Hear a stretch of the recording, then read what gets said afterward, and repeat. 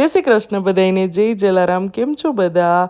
બપોરનો ટાઈમ છે, ટિફિન તો સવારે ચાલ્યું ગયું હોય, પણ આજે બનાવ્યા હતા મગ. તો મારી દીકરીને અને મને બંનેને મારા મમ્મી જે રીતે બનાવે ને મોરબી એ રીતે મગ ભાવે.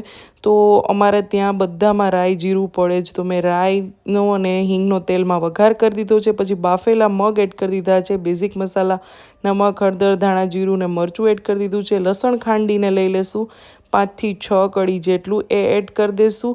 અને આ આપણે આજે બનાવી રહ્યા છીએ ખાટા મગ, એટલે ખાટી છાશ એકદમ લઈ લેવાની. ન હોય તો મોડી છાશ ને લીંબુ એડ કરી દઈશું.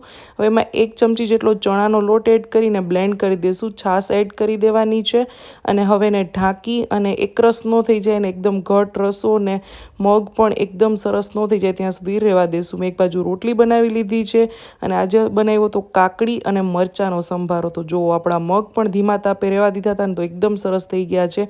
બની ગઈ થાળી. આવજો.